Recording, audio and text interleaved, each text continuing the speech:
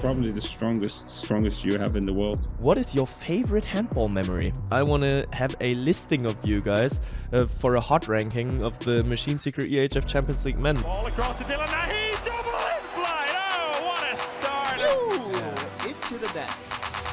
She does it again. Yes, on Veszprém are the champions of Europe. Something here. What a game! What a comeback!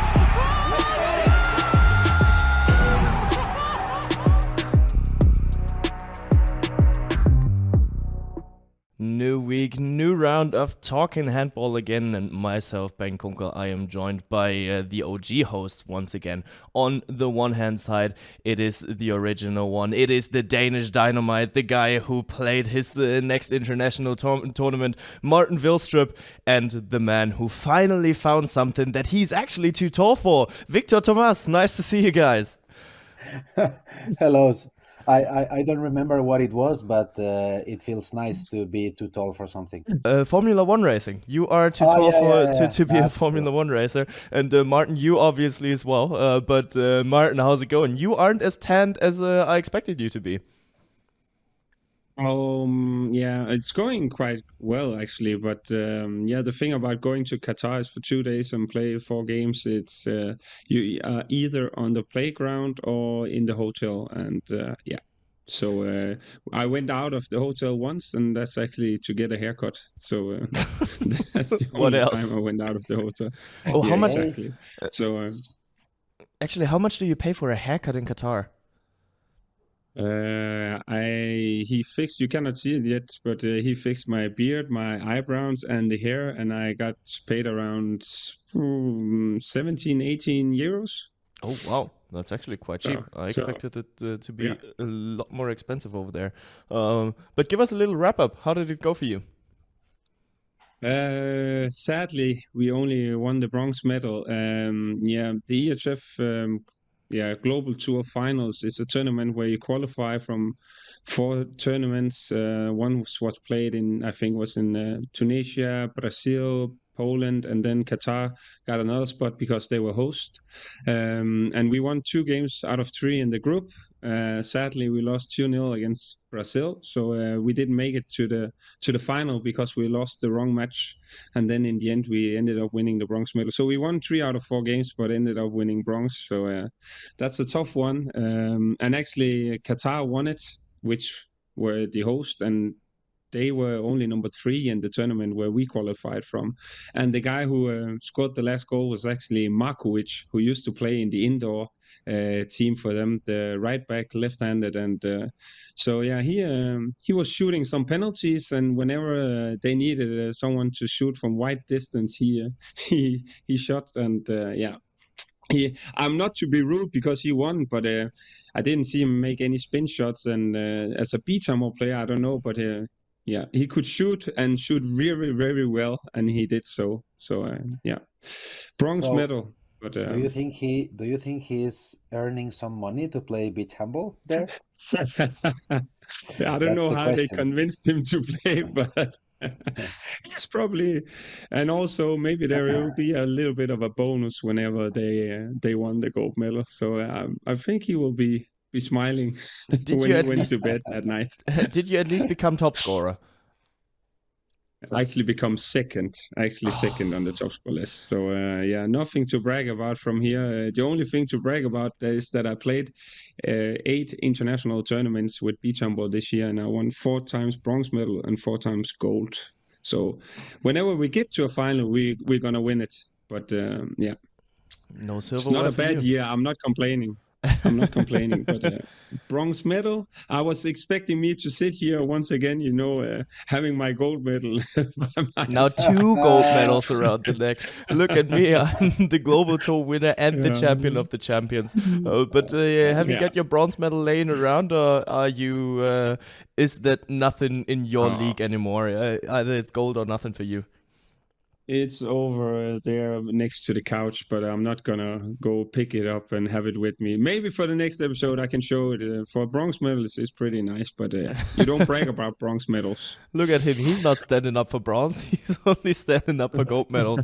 But actually, for the people watching on YouTube, what is that over your left-hand shoulder? There seems to be a little bit of work going on at your place once again. It's the typical living of Martin Vilstrup, a complete mess. No, it's actually because I'm changing my balcony door, and I'm gonna change it next weekend. I have to do it myself with a friend of mine. So and I got it. Was it this week? So I carried it up and nowhere to put it. So that's actually why it looks like it does in the background. You don't have to do it yourself. You just want to do it yourself. It's because I didn't win the global tour as Markovic, so we didn't get that bonus. So now I have to do it myself. Okay. That's the correct explanation then. Yeah, but new balcony door, so you can keep it up, keep it warm for the cold season. And I was actually wondering, when is it allowed for you guys to wear Christmas sweaters? Because the last few days when I was running through our office, I was already rocking my Christmas sweaters. When would you guys say is it allowed to go for Christmas sweaters? Oof, I think it's a little early now. I would say 1st of December. Oh, that's late. Yeah, I have an explanation for that because I don't know. I don't know if it's also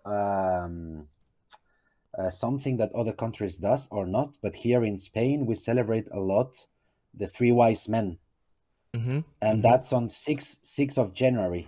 So for that, Christmas here it's quite long. So if we start at the beginning of November and we don't finish until 7th of January, that's too long. Well, I mean, that's 12 extra days of Christmas. That's great, isn't it? Oh, it's 12 extra days of spending money.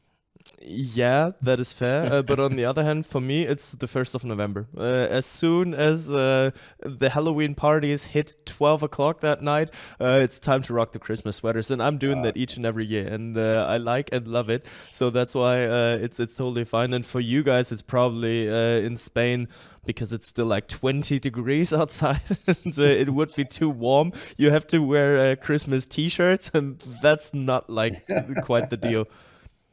Yeah, or Christmas swimsuits. No, but yeah, I love Christmas. Christmas speedos. Do we want to see that? Do we want to see Víctor in Christmas speedos? I don't think so. With fishnet stockings, I would though. Okay. But no, I have to say I love Christmas, but here, yes, now the temperature is quite good. It's like 15, 16, 17. Oh, I just Googled. It's 19. Don't lie to us. Well, it's quite good, I said. So, just for a small jersey, and that's it. But in December, I remember to be celebrating New Year's Eve with my balcony door open because it's too warm. If you have people inside, it's too warm. So, but I have to say, I don't like that. Yeah. So that's why me and my whole family, we travel to Norway, to my wife's city, and then we celebrate Christmas with snow. Oh, that's actually quite nice. I do understand that. What's the average temperature around 24th of December in Barcelona? What would you say? Actually, it can be very different depending the year that we are in. They say that this winter it's going to be cold for Spain, so maybe it could be 10. I don't know. Yeah, right. 10 between 10, yeah, something like that. Martins, from when on is it allowed in Denmark to wear your Christmas sweaters? It's a pretty individual question. we have a saying for the younger generation in Denmark that it's a saying the snow is falling, and whenever people say that, it's because there's coming out the Christmas beer, so everyone's go out and celebrate that the snow is falling because of the Christmas beer. I like that. And there people definitely wear the sweaters but for me personally, Christmas evening, and that's it. You're not much of a Christmas guy. Yeah, I'm super much of a Christmas guy, but these kind of it depending on the sweater as well, because some of them they can be pretty cool, but some of them they can also be a little bit colorful, a little bit too much. But the uglier the better. I promise you, the uglier the better. Give me all the colors, give me all the patterns. It's great. It's great. I'm but probably more like I would wear a suit on those kind of Christmas evening also, because it's a special, or a shirt. I don't know. We are not that many when we celebrate. Yeah, that's very typical Scandinavia. You wear suit and tie on Christmas Eve, New Year's Eve. Yeah. But it's nothing bad. You got to find your dates when to dress up and when to dress properly. I wanted to start off this week's handball talk with something new, with the question of the week. Let's introduce the question of the week, and we are going to start with the one that has been on the highest level of handball for over a decade. Víctor, what is your favorite handball memory? The thing is that I have one favorite handball memory that includes myself as a player. So I'm involved, and I also have a very good memory being a fan. You can share both of them.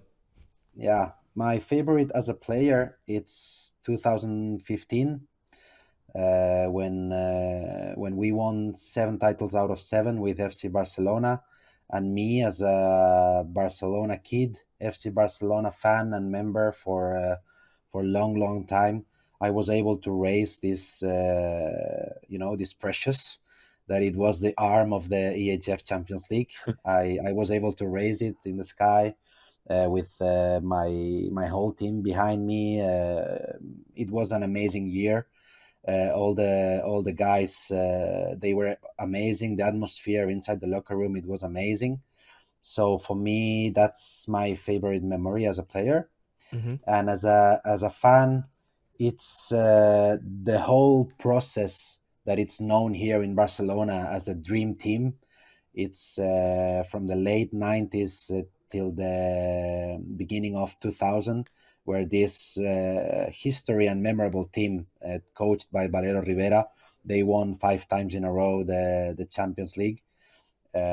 Playing games in Barcelona, they had to come back against Kiel, against Veszprém, against Celje, so many times, and the arena was full all the time, and that's why I felt in love with handball. I grew up watching this amazing team winning titles, and this is what made me be willing to be a handball player.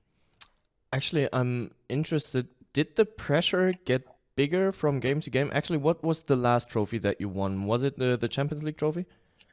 No, it was the King's Cup here in Spain, La Copa del Rey. In that 2015 era, where you won 7 out of 7. No, the thing was that for the first time in history, this Copa del Rey, King's Cup, it was played after the Final Four. Okay. And we played the final of this Copa del Rey against Granollers, and we were very, very close to lose it. How big did the pressure get ahead of that game already? So when you say, we are on our perfect run, basically the Spanish Grand Slam, if I'm allowed to entitle it like that, and then you got the last game, and one cannot say that it's the most important one, because I don't know how it's seen as in Spain, but I always feel like the league is a little more important than the domestic cup. But then there's the Champions League, and the Champions League just stands above it all. So it wasn't even the biggest title that you guys played for, but still, how big did the pressure get to not miss out on that Grand Slam?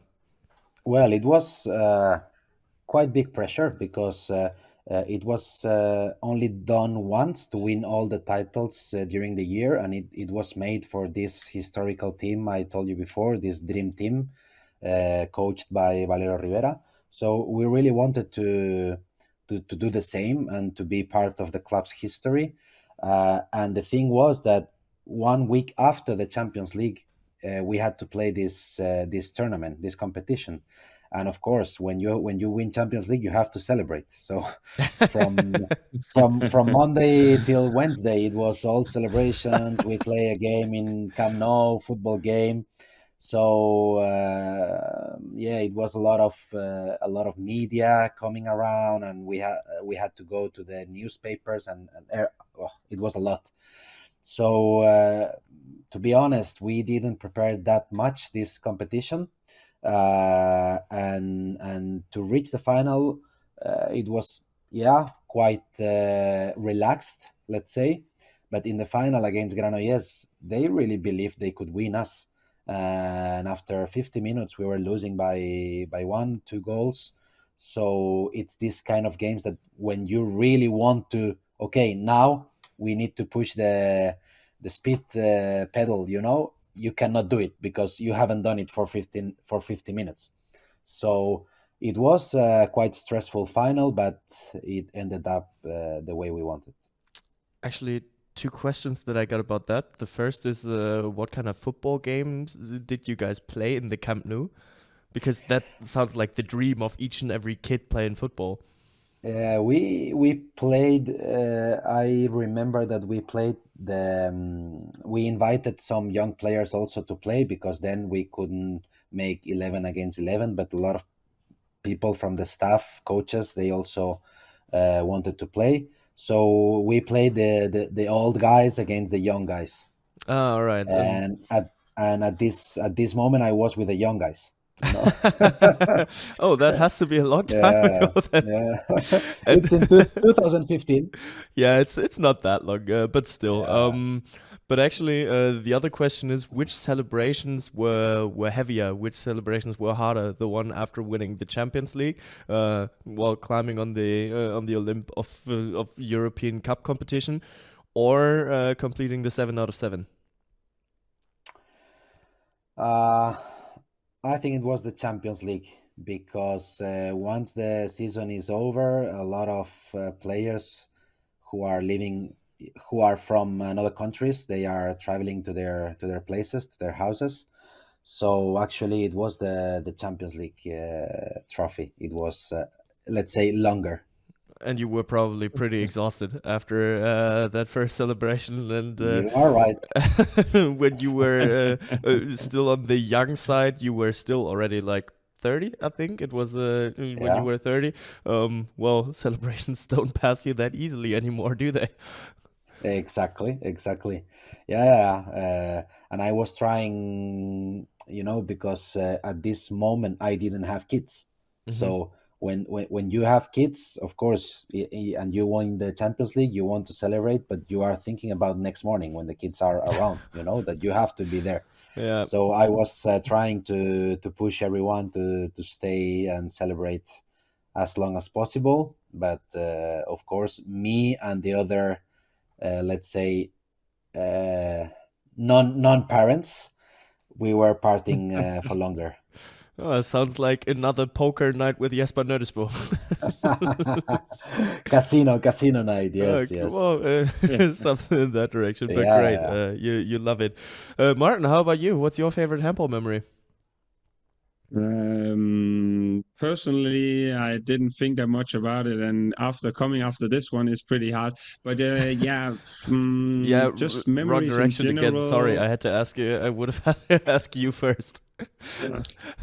Yeah, it's okay. It's well deserved. But I actually, the first thing that came to my mind was actually that last year's Final Four with the men's, actually the game between Magdeburg and Barcelona, I find it pretty unbelievable, because Magdeburg were closing to getting knocked out by Víctor in the quarterfinal, but I'm not going to say that one. The one that keeps popping up in my head. The game I need to mention is, of course, the game against Veszprém and Kielce, where Veszprém was leading with 8 goals, and I think Kielce made 8 goals in a row and bouncing back, making it 28-28. Veszprém actually was leading 29-28, and then it became 29-29, making it to extra time where Kielce got I think it was 2-minute suspensions, and although they got these suspensions, it ended up in penalties where Aginagalde, out of all players, a line player, decided the outcome of probably the most spectacular comeback there's ever been in the EHF Champions League Final Four. So that was the one, popping up all the time. Whenever I was thinking about another game, I tried also to think about national games with Denmark or whoever, but then was like being behind with 8 goals and then bouncing back. And I think Kielce also beat Paris Saint-Germain in the semifinal. So that was, if they didn't celebrate as Víctor did after that game, then I have to say something was very, very much wrong. But it's probably then out of a neutral perspective, isn't it? Because you just, as a handball fan, as a handball lover, and you weren't really personally involved in that match, were you? No, not only not more than as a handball fan and a spectator. My handball career is nothing, to brag about, coming here and telling me, because for me, just being able to play international competitions is for me very, very big, because I, didn't have the level to play at a higher than that. So just that I got the chance to play international competition is for me very, very big on a personal level. But if I have to say a match as a spectator and a handball fan, then it had to be the Veszprém Kielce. Yeah, fair. Totally understandable. I was just asking that personal involvement because my favorite handball memory will probably be one of the first handball memories that I have. It was the 2007 World Cup where Germany was able to lift it the first time since 29 years. And that was the first time that handball actually that I really got in touch with handball, because it was... during the winter 2007, and Germany just lost their World Cup at home in the semifinals in football, and I was a huge football fan as a kid. I still am. And then there was that next winter miracle incoming after Germany entitled the Football World Cup as the summer miracle. But then in winter, it wasn't really expectable that Germany would take home the World Cup, and Heiner Brandt, the coach, he even said it after the match. If you asked me 2 weeks ago, I would have never said that this would have been possible. But then it was back then in the Köln Arena, so what's now the Lanxess Arena in Cologne, where the final was being played, where it will be played once again in January, and you could just feel how emotional all of Germany got over those 7 guys standing on the pitch, and it was something that I just hadn't experienced up to that point. It was just so insane, so intense that these German fighters, and there are true legends amongst those winners, just to name some, Pascal Hens or Dominic Klein. When you look back, and I feel really sorry for all those mothers who had to explain to the teachers why the kid is coming into school with I don't even know the name of the haircut of Pascal Hens, but the hedgehog style in the middle. In German you would call it Irokese. I don't know if the English word is close to that. And that being colored blonde, that looked just horrible, but every kid in Germany wanted to look like him. Something in the direction of Ronaldo in 2002 with his haircut, where he was completely bald but just having a small line up front, and suddenly kids wanted to look like that. But yeah, there was just such a huge wave of euphoria going through all of Germany. What was just magical to experience, and that makes me keen to look forward to January again, because I do feel like this can push a national team for the last step. And if someone doesn't expect Germany to be big, don't underestimate that wave of euphoria that is going to roll through the country. That's a statement. Yeah, well, Yeah. I don't expect them to do big Bengt, but let's talk about that when we get to January, February, because first of all, the players have to say yes to play in the national team as well. As yeah, Víctor, well, we had that last week with Anya, and Víctor said, well, for this tournament, they probably won't say no, and I do expect that as well. Actually, Víctor, when did you face Germany? In what stage of the tournament? In 2007? Yeah. It was quarterfinals. It was in the quarterfinals. I think it was the first game that it was played in the Köln Arena at this moment. At that moment, sorry. Yeah, it was amazing atmosphere. And Germany, yeah, they beat us. The indoor factor is very important in handball, as we all know. And I think this playing at home, it was the key for them. So they played very, very tough. I think that Oliver Rogic, he was able to do everything during this World Championship. He broke a couple of noses here, a couple of noses there. But he didn't was hurt able you, to I do hope? something. No. Also, I remember Henning Fritz.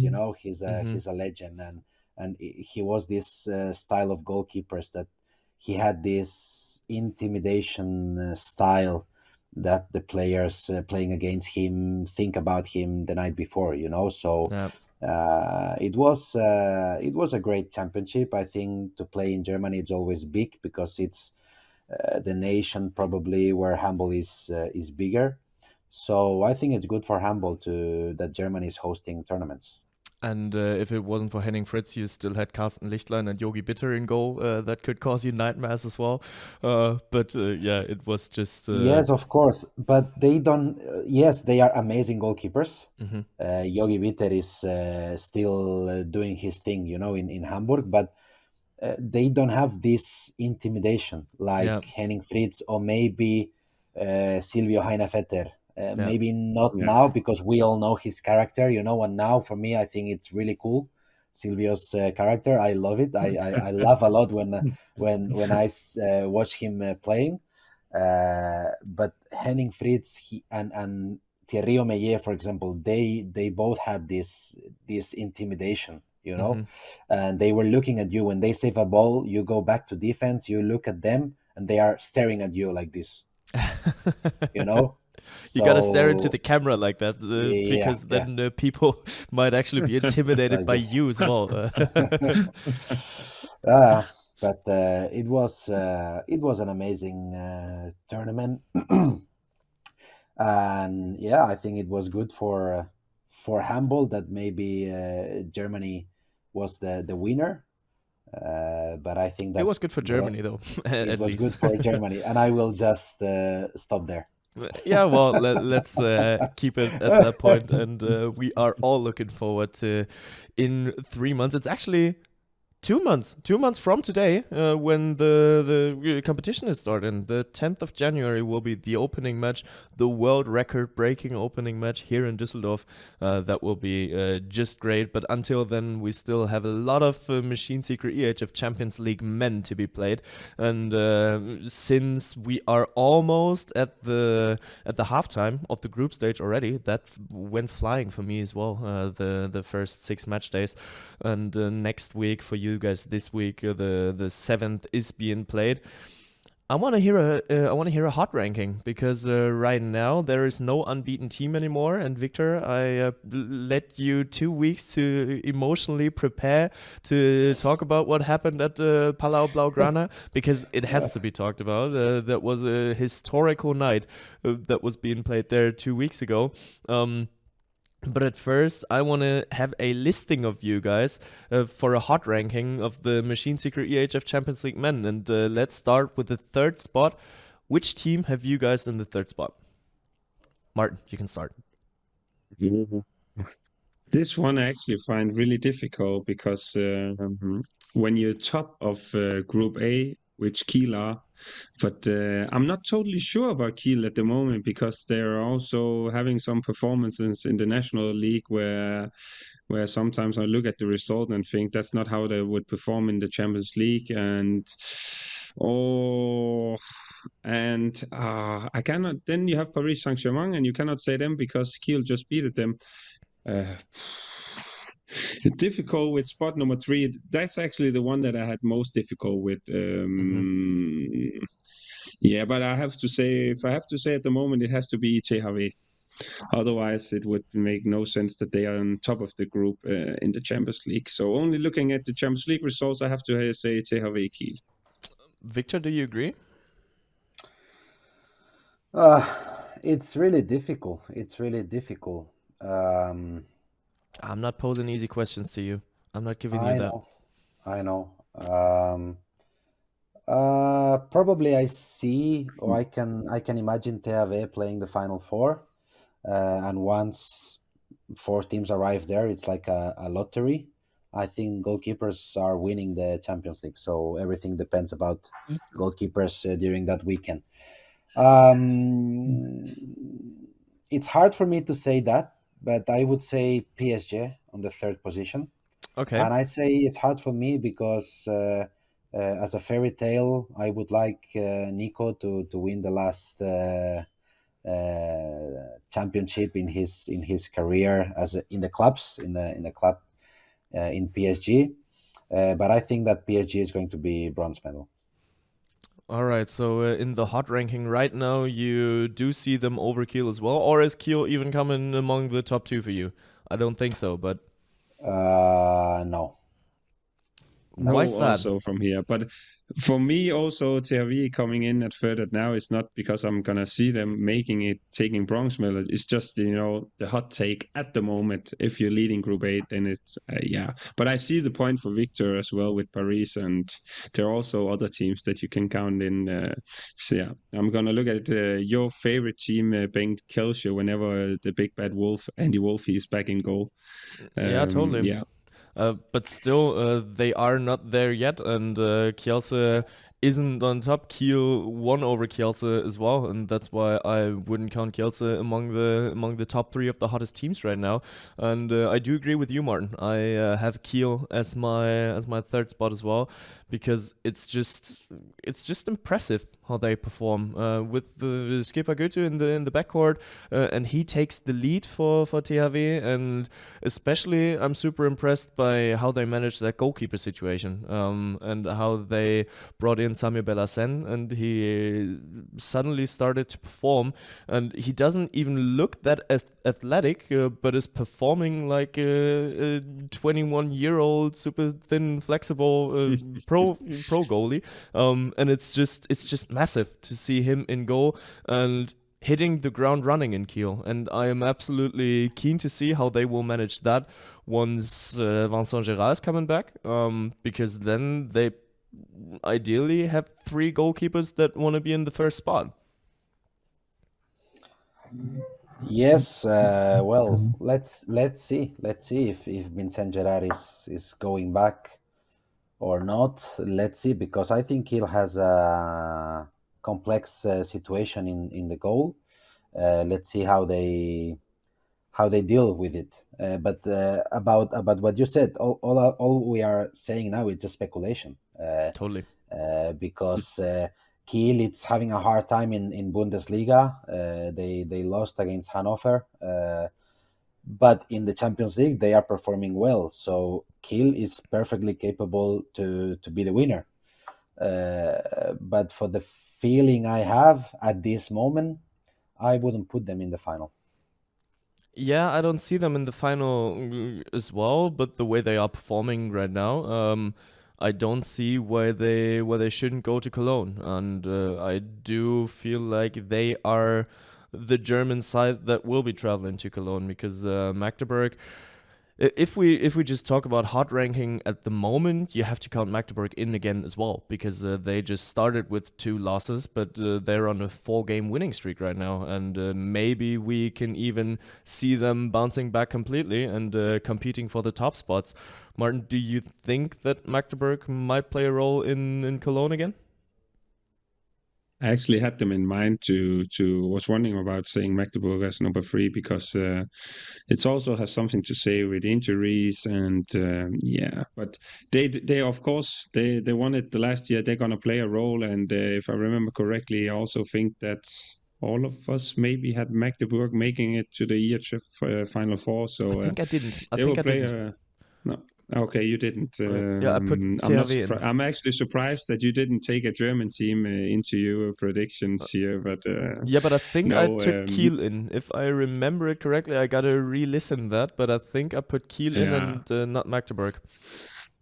I'm a Magdeburg always. They have some X factor players, with Gisli Christensen, Omiaingi. You have a Damgaard who can come in and score goals out of nowhere. And just in general, it's a balanced team whenever everyone is fit. Probably not on every position the biggest stars in the world, but it seems like, as I said, it's a well balanced and with a great coach. So Magdeburg will be there for sure. No doubt about that. Yeah, especially if we keep it or keep looking forward when it comes down to the quarterfinals eventually, then, well, everything can happen in those two games. Magdeburg almost struggled, as you said earlier, Martin, that they might not, that they might not have been going to Cologne because it was Plotzk, and the first match was a 22-22, so it was super equal, and it did get very close, but 3 or 4 crucial crunch time goalkeeper saves put them into the Final Four to Cologne, and we all know what happened afterwards. The rest is history, as one likes to say.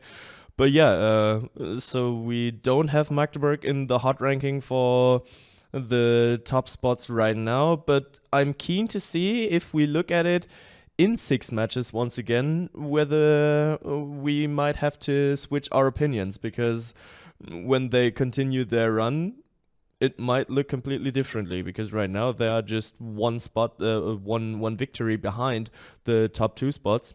Because since what happened, we don't have an unbeaten team anymore. And I do feel like those 2 teams that were on the pitch will be our top 2 spots for the hot ranking. Am I wrong? Not in my case. I think they are both the best at this moment, and I think that they are both the best generally. Of course, with all respect to Magdeburg, Kielce, PSG, Kiel, and the rest of the teams, because as I said many times, everyone can win this competition because the level is so high, and the momentum is important in the sports, and the momentum in Cologne is even more important. So everything can happen. But at this moment, I think that Veszprém and Barca are the best teams, even though Veszprém, they showed a lot of strength in the last game they played in Palau Blaugrana. Totally.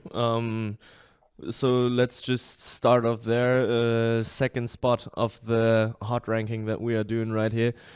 Martin, you just started, so Victor, it's on you. And I'm actually interested because you might be the interesting guy, because you are a little bit biased.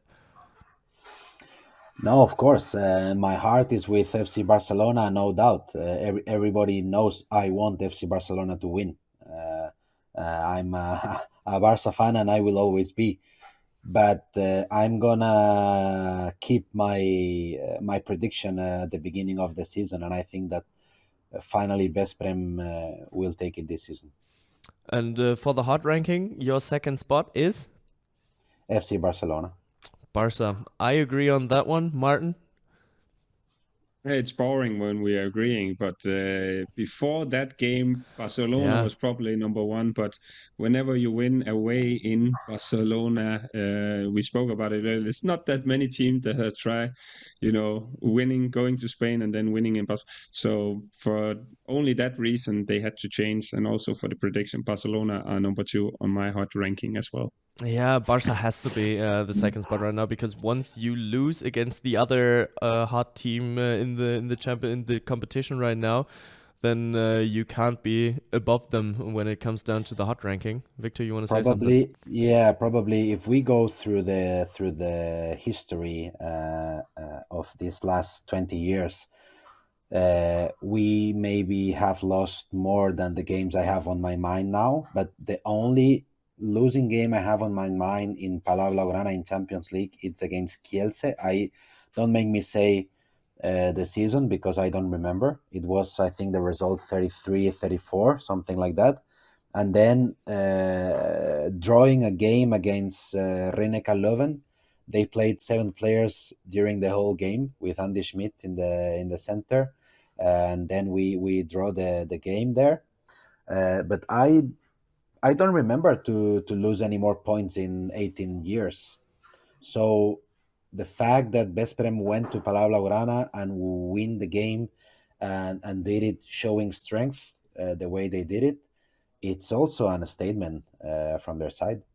I'm just wondering, was that the Zagreb won in 2011 and 12, if I remember correctly.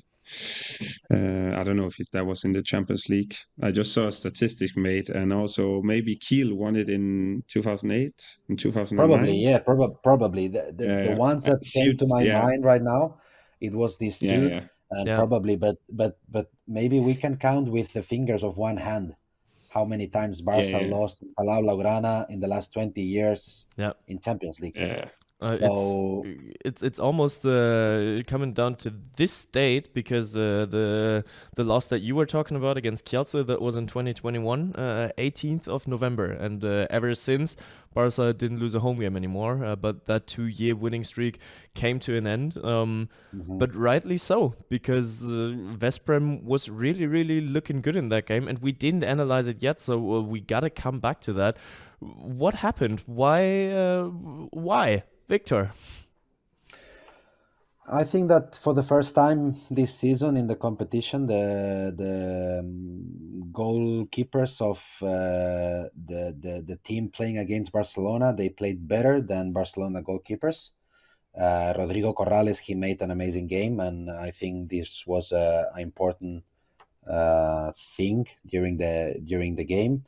And I think that Veszprém, they really wanted a tough physical game. They run a lot, and the defense of FC Barcelona, specifically that game, it was a disaster. They received 41 goals. The line players of Veszprém, they were playing very easy behind the defense, running the line of 6 meters. And I think FC Barcelona, I think they lost the game in defense, because scoring 36 goals, it's quite good against a defense like Veszprém. But I think it was in the defense side that Barca has a lot to work with if they want to win this kind of games. But actually, talking about the defense, talking about the 41 goals, that is a joint negative record for Barca, because it's only the second time in history that Barca concedes 41 goals in one single match. Actually, what did Veszprém do? How did they break that Barca defense?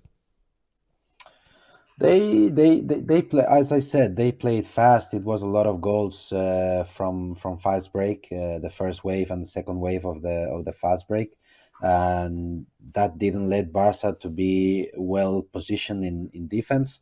But also then I think Casado, Remili, they played a very good game.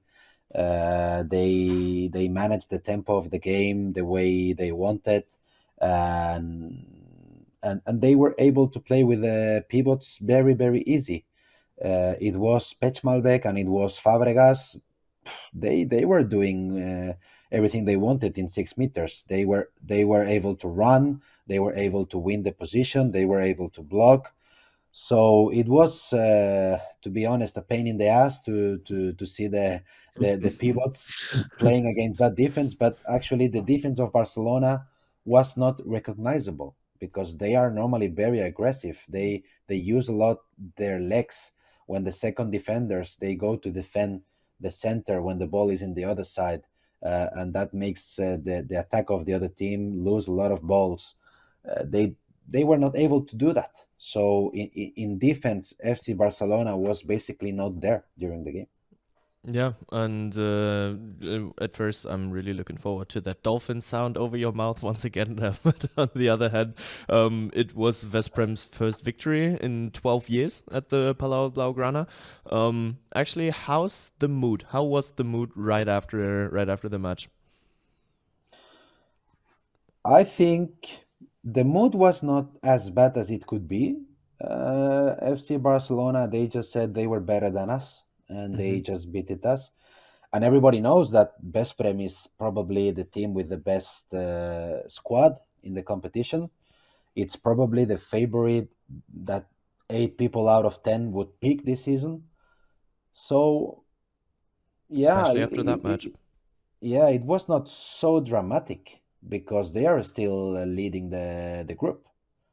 So, and who knows, FC Barcelona, they can go to Hungary and win the game. They can do it.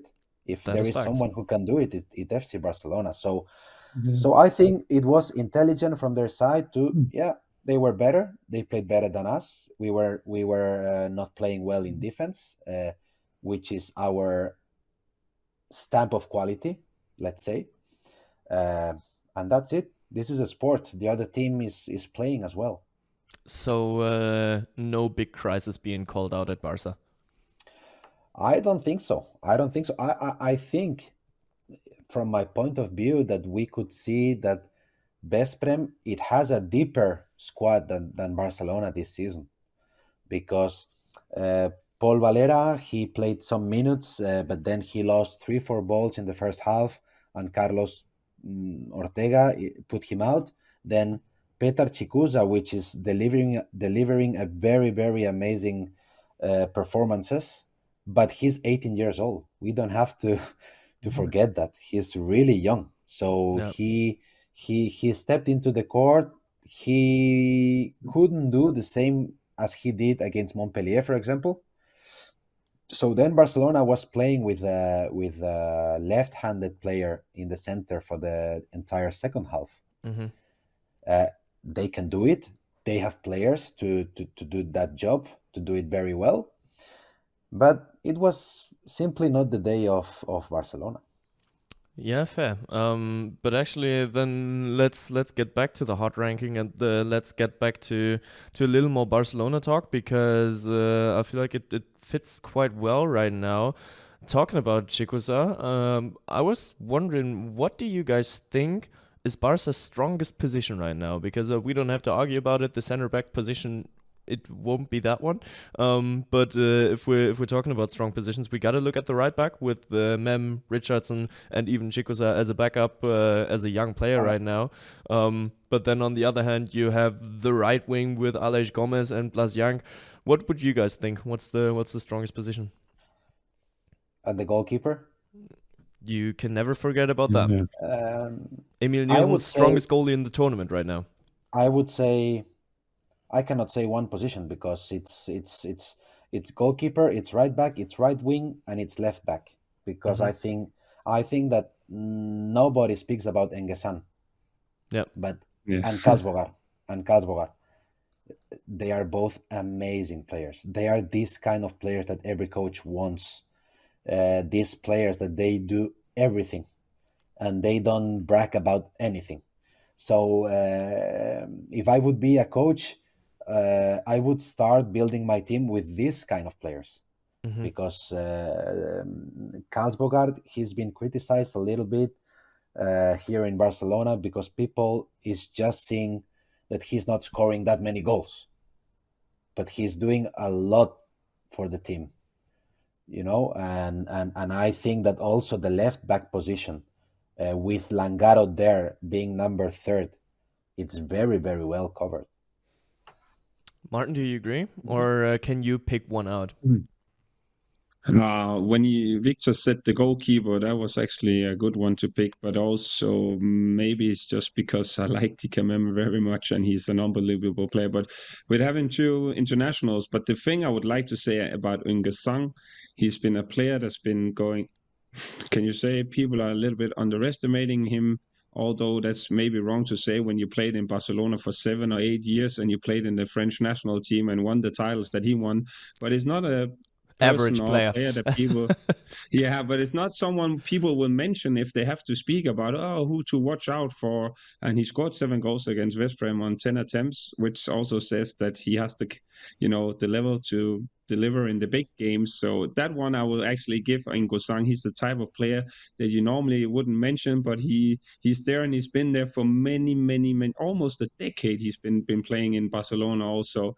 And with Kaspergaard, the thing is with him, he normally scores 3, 4, 5 goals, and then he's actually a really good defender as well, and that you have to have in mind as well. But if I have to say one, then I would say right back position, because Melvin can also play the right wing and has an X factor, but DKM unbelievable. But then again, I'm gonna say a position within a team where the two of you can say left back and I can agree on it, or you can say the goalkeeper. But if I had to say, it's only because of DKM he's unbelievable. Yeah, I do feel like the right back position is the one with the biggest depth in the squad, because we didn't really talk about it yet. So let's have a look at Petar Čikusa. You just said it. He's 18 years old. I think he's still a rookie, and he's putting on so many big performances, and he even steps up. I mean, of course, he can't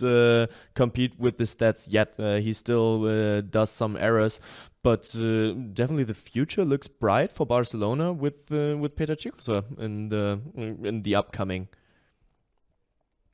If you've Go seen ahead, what he's Martin. capable of doing, if you've seen what he's capable of doing at this age and still without the experience at all, and what's also impressed me is he's just like, he doesn't play like he's 18 years old. Normal people will be a little bit nervous, and Víctor said it himself before we actually started, recording this episode. Everyone's seen the goal he made for the national team last weekend. Unbelievable goal against the Netherlands. So also debut on the national team. But the main thing is also take care of the younger talents. Don't put too much pressure on them, because sometimes that can actually end up them not making it at what potential they actually have, or the level they can bring. But Čikusa at the moment, that's impressive what he's delivering in a club where the pressure is unbelievable, and Víctor knows 10 times more than I do about that. But it's not just being a talent. We also said it with Elias Skippergütter in THW Kiel. When you put that jersey on, there's going to be eyes on you, and they're going to notice if you score a great goal or if you make 2, 3, 4 mistakes, which are allowed when you're 18 years old. I agree with Martin. What I see in Petar, now that we speak about him, because there is also George, that people is not talking about him very much right now, but he is also an amazing player, and I think they have different character, and it's what makes them different players. But talking about Petar at this moment, what I see in him is that he has this special character where he has the way of playing. It's quite quiet, relaxed for 18 years old. So he can just observe what's happening and decide the best pass, the best moment to go here, there. But also he has the bravery to go out there and go 1-against-1 and shoot amazing shoot, or in this special moment of the game when Barca was struggling in Montpellier, going out and be the player who takes the team weight on his back, So his character is both quiet and brave, and that's what it makes him very, very special, in my opinion. And also his physical condition, his capacity of jumping, it's amazing. Mm-hmm. It's amazing. So of course he has the potential to be a top player. But then let's talk about also George, because what most people don't know is that I don't know the word in English, but he can shoot the same way with both hands, right and left. Both-handed, yeah. Yeah. So he's playing in the right, but that makes him a very difficult player to defend, because he can just shoot also with the right hand. So and he is a much more, for 18 years old. I look at him playing and he looks like he's 40. He's so calm, so quiet. It's very hard to see him losing balls. It's very difficult at this stage of their career to just do what you are able to do, or what you know to do, and that's Yeah. exactly what he's doing. Yeah. So I think they are both amazing players, and very, very bright future ahead of them and their teams, hopefully in FC Barcelona and the Spanish national team. But I mean, talking about their future, talking about potentially Barca, when is the time for him to step out of the shadow of DKM? Because undoubtedly, DKM is the number one pick, and he's rightfully the number one pick. But a player with the qualities, and I'm just staying at Peter Tsikusa right now, but you can put Georgia in there as well. When does he have to see, all right, I won't get past DKM and I might need to seek my luck in another team? That's a tricky and difficult question. I think that having DKM in front of you, it can be a blessing as well. Totally. Because you can learn a lot from him. Yeah, because with his age, with the age of George, he can be, I don't know, 5, 6, 7, 8 years being number 2, in case that DKM just is number 1, because Melvin Richardson, we have to remember, is there as well. And still have a lot of minutes, a lot of quality minutes in Spanish competitions and European competitions, and grow as a player, and then take over when DKM is leaving Barcelona or retiring in Barcelona, let's say. But I mean, DKM is still only 26 years old. That can be a hell of a long time until he retires. But a good thing about the Sikosa brothers is that they are already in Barcelona and they're Spanish guys. So it's not like you're bringing in a Scandinavian talent that has, maybe they know the mentality of Barcelona, and they also know that whenever you play in Barcelona, there's not going to be just one good player at any positions. It's going to be like that for Barcelona for, all the years to come. Whenever you play in Barcelona, you have to accept that you can be really good yourself, but the one next to you playing on the same position is going to be, if not as good as you, then maybe better. And I think them growing up from Spain and being in Barcelona, they can learn how to accept that more than, for example, if they brought in a talent from another country, because they know how it works in Barcelona. And maybe that's one of the benefits of them being there now and being Spanish guys as well, because I don't think they're thinking about, okay, I need to be better than Ingusang or DKM. They need to learn from them as well. And when the time will come, and let's see. Injuries also, it's sometimes also about luck. Maybe there will be, hopefully not, an injury for whatever player, and then they will have to perform, and that can be in 2 years, it can be in 5 years. But in general, it's good that they are already in Barcelona and from Spain, from what I see, because then they know competition within the positions in Barcelona. That's probably the strongest you have in the world. So Martin, But- you but- choose. Sorry, Go ahead. but I just want to add something. But for them, they don't have to think that much, as Martin said, that they want to be better. That they have to be better, but they have to want. They have to want to be number 1, because this competition, it's making the team to have a better level. Because if me, at the last stage of my career, when Aleix Gomez comes up, he is pushing me to be my better self. So if they are pushing, in this case, DKM, Engesan, Paul Valera, Domen Makuc, or whoever it is, this is making the team better. So they have to want it. Was there ever a big fight between you guys? No, never. So you just took in the 18 sporting years, competition. In 18 years in the locker room, I have never, ever experienced a fight inside the locker room.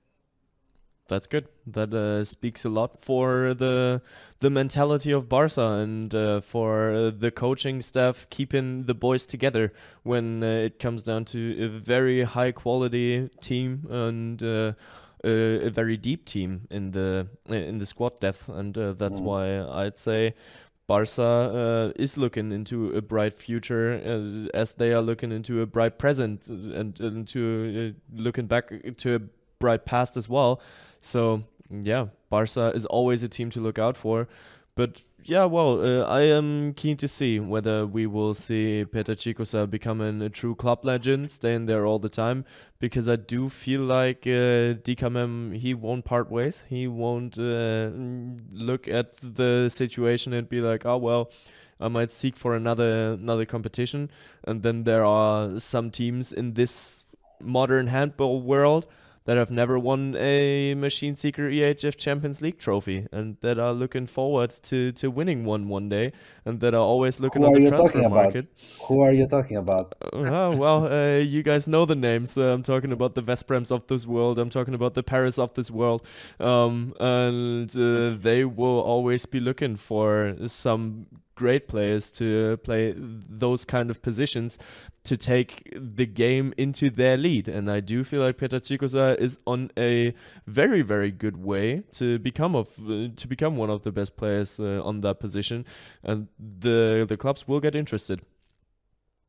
But lucky for Barcelona, Čikusa and Mem and all the others playing, they can play together as well. We have to remember that. It's not like DKMM have to sit on the bench whenever Čikusa is playing. Víctor said it as well against Veszprém. They play with two left-handed also, and the same for Georgia, his brother. They can play together also. So let's see if... whenever you stay in Barcelona and it's I don't know, Víctor knows better than me, but it's a part of your mind and also the proudness of representing Barcelona. I don't think it's going to get any bigger for the Čikusa brothers to play for Barcelona. Coming to a club level, of course, national team is another thing, but for them, Barcelona is probably the biggest club in the world. Inarguably. So, let's see. They grew up. They grew up in a town called Bordils. It's close to Girona, in the north of Barcelona, around 1 hour driving by car, and they are players of Barcelona since the youth teams. So it's like me. I grew up being a Barca fan, Barca member, and in my opinion, it's Barcelona is the best place that is giving you these both sides of the sport. It's the living side with the social life, with the amazing city, amazing weather, amazing everything in Barcelona, and the competition side. You are always competing for winning all the trophies. So true. Where else? I don't know. Yeah, most definitely. We will see. But for now, we don't have to look too far into the future because we all agree there is one hotter team than Barca right now. And I just talked about it, that they haven't won it yet and they still want to win it. And for that, they did get a puzzle piece, maybe the missing puzzle piece from exactly that team. And who else could have opened the scoreboard against Barcelona if not Ludovic Fabregas? Is he the missing puzzle piece for Veszprém to take it home? That's a difficult question, but whenever Fabregas is joining a team, it will, of course, benefit them. But to me, I said it earlier, I look at the line players of Veszprém, and then I see Andreas Nilsson, Piet Schmelberg, and Fabregas. And in this game where Veszprém beat it, Barcelona, Piet Schmelberg and Fabregas, they scored 14 goals.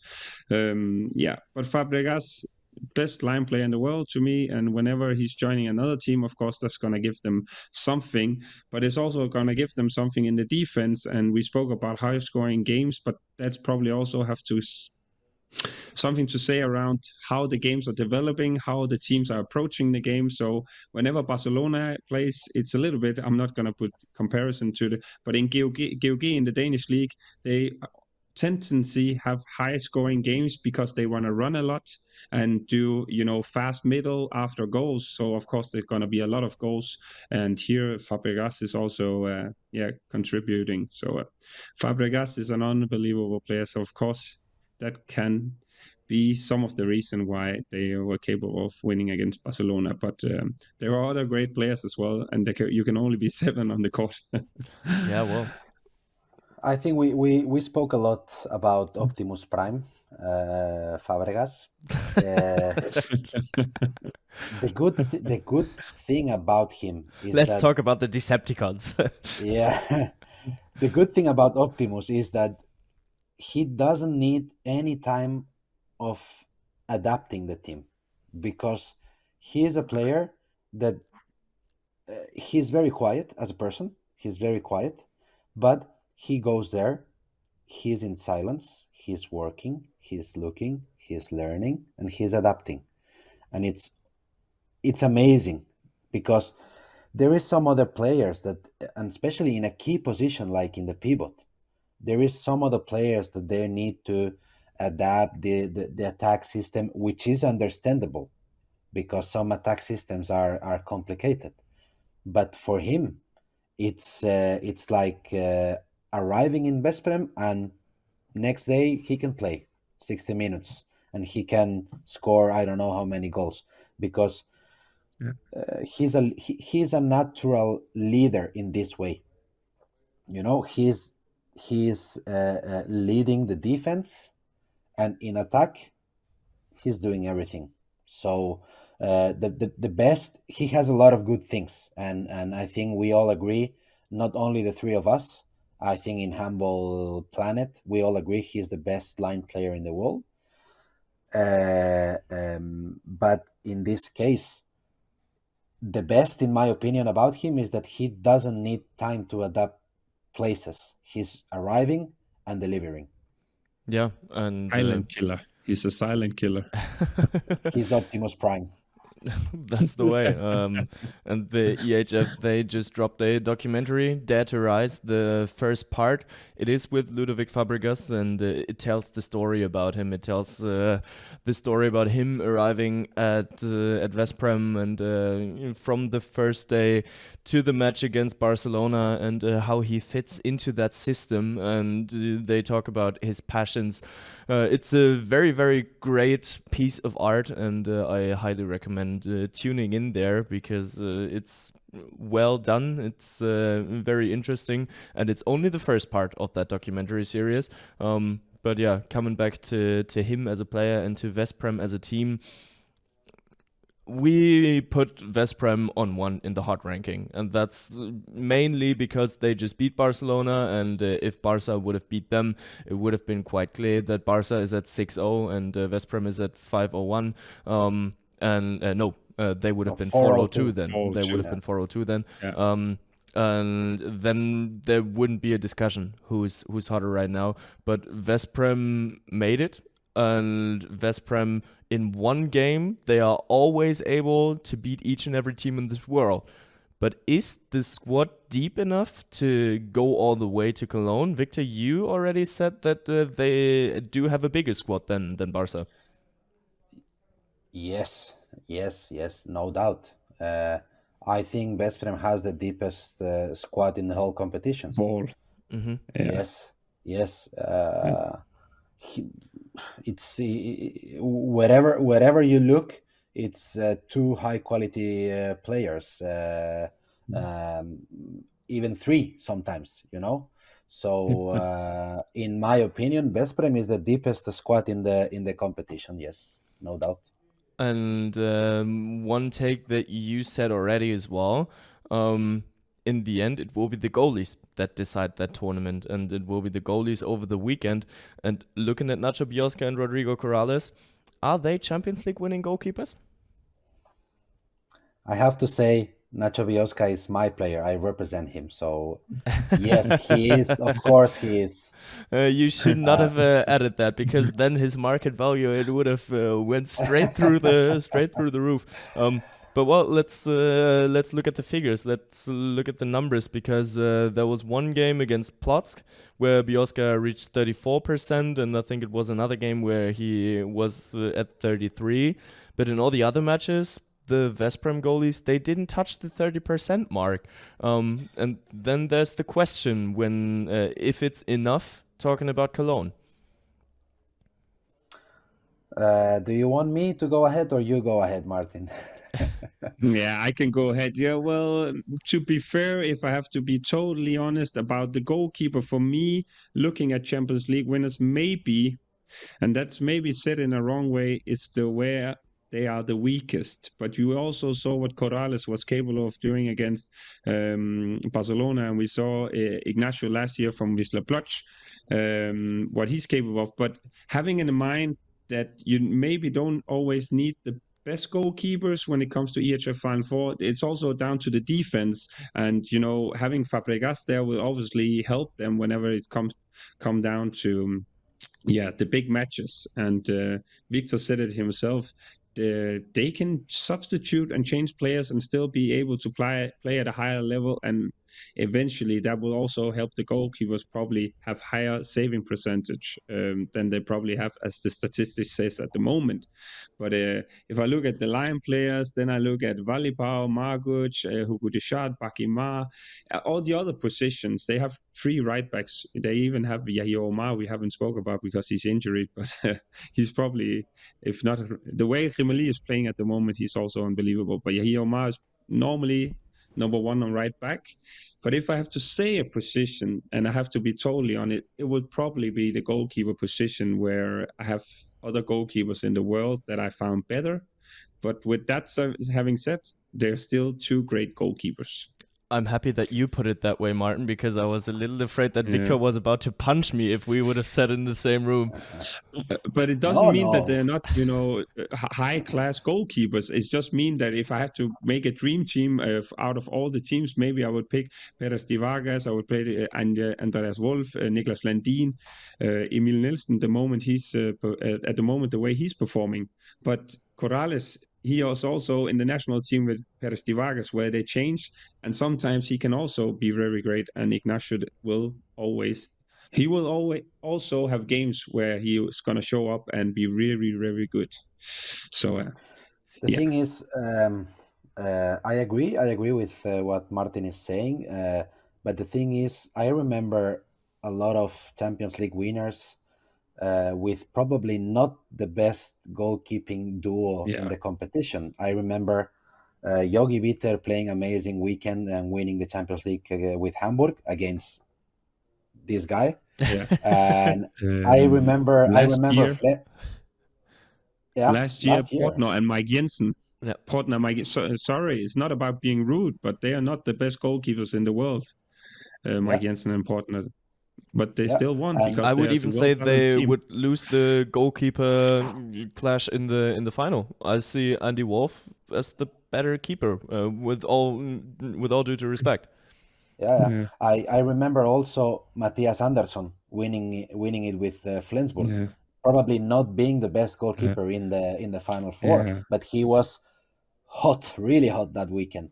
So I think that the goalkeeper position in Veszprem is well covered, but with all this being said, I think that number 1 is Rodrigo Corrales. He hasn't been playing well, but he went to Barcelona and he delivered a big performance. So it's a matter of being well, but you have to be well when you have to be well. Yeah, and you have to save the balls, the ones that you have to save. So I think that Veszprem is well covered in the goalkeeping position. And so far, the only disaster game in this position from Veszprem was against GOG. It was a disaster. Nacho Biosca started, then Rodrigo Corrales replaced him. Then it was Nagy replacing Rodrigo Corrales. Then Nacho Biosca went again, so it was 4 times, 4 switches. But beside of that, I think that Nacho is delivering what is expected from him about him, and Rodrigo arrived to Barcelona and he was the best goalkeeper in the game. Yeah, that is fair. And in the end, so we can conclude that when it comes down to Cologne, they might even be the best goalkeeping duo that weekend because they do perform when they have to. That's what we saw against Barcelona. And why not? Why not make it all the way to Cologne and even there give the best goalkeeper duo because Veszprém, they do have the depth in the squad. They do have the goalies, they do have the coach, and they do have everything that it takes to take home the Champions League trophy in the end. But in one match, everything can happen, and that's why I'm very stoked. And I'm actually quite happy. And here, with all due to respect as well, once again, I am quite happy that Barca lost that game because now we don't have an unbeaten team anymore, and we have so many teams on level terms because PSG didn't play a role in our hot three in our hot ranking in the top three because they lost to Kiel. Yes, you're right. Yeah. You're right. PSG, we did have them in, but then on the other hand, there's Arbok. They might be able to dethrone Kiel in the group once again. Well, they won't get past them, but if they win and PSG wins their game, then we might see switches in the table once again. So it is super tenuous right now. Indeed, it is. Indeed, and that's the charm, and that's why we love Champions League handball in general, is that we can sit here and predict it, and then in 1 week we will be a little bit clever. But I'm actually happy about Veszprém being number one on the hot take because that is also meaning that me and Víctor at the moment are looking very clever because we said it before the season kicked off. Oh, wow. You went with the average take that each and everyone would have given to you. How individual, how clever. Actually, is your Christmas sweater a Kielce jersey, or do you actually have an original one? I don't have a Kielce ugly Christmas sweater yet. I need to check out whether they do have one. But to be completely honest, I don't really like the blue-yellow combination. It's not my favorite combo. But maybe they do have something different in their stores. That would be cool. But we'll check it out. And anyways, you can never count out Kielce. They might come back once that Andy Wolf is coming back, and he is close to his comeback.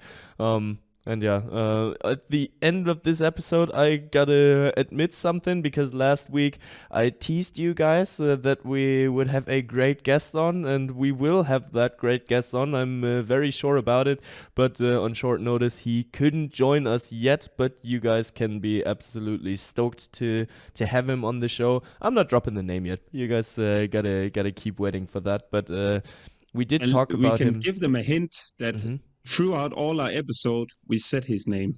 Mm-hmm. At least once. Maybe twice. Even today, we said his name. Even maybe once, maybe more. But you will see it eventually. But yeah, I like it. The Champions League is looking hot right now. What matches are you looking out for this week? Because the last time that you guys predicted Veszprém against Barca will be a great game, it actually turned out to be a great game. So I'm leaving you the stage to get your predictions and what will be the hottest matches this week. I think I have two games that can be quite interesting. Well, more than two games. I think that the Kolstad PSG can be a very, very interesting game. After Kolstad at home beating Kiel, being the only one who has won against Kiel in this competition. So I think that can be a good game. I think Montpellier and Porto, they are fighting to fight with the teams up there in the group. So it also can be a very, very interesting game. And I think Kiel Aalborg can be very tough because why not? Aalborg going to Kiel and taking the victory. Let's see. Also, it can be interesting Zagreb Kielce because Kielce is coming back from Super Globe, long trip. it's Kielce is not in their best moment at this moment. They were very close to lose the first game against Al Nashma in the Super Globe. So it can be also very, very interesting to watch Zagreb, which is very hot at this moment, against Kielce. Martin, you agree? I was about to say the Zagreb Kielce is the one to look out for. So it's a little bit, Victor got it here in the last second, but definitely because, as Victor said, Kielce are not at the strongest, and Zagreb, to me, are probably one of the surprises of this season, the way that they're performing and some of the results that they've been delivering. And whenever they lost, they actually came out the game with not that big of a loss. And then, of course, it's going to be interesting to see Niklas Landin coming back to Germany and see what. Yeah. It's actually a true homecoming. What he's capable of doing against his old teammates, and now it will be the old talk. Who has the benefit here? Is the court players who has the benefit because they know how like Niklas Landin is standing in goal, or is it Landin because he knows all the players? And it's probably Landin who has the benefit. Yeah, Victor is saying as well. But that's going to be very, very interesting, and also two teams that are pretty equal, and that will. But Zagreb, I'm surprised about them this season so far. So they're gonna give in Croatia, Kielce a tough time. Yeah, totally. I agree with everything that you guys said. I'm having my eyes completely on Kiel against Aalborg because that will be super intense. I'm looking forward to seeing Niklas Landin playing in the Wunderino Arena once again and how the fans will react.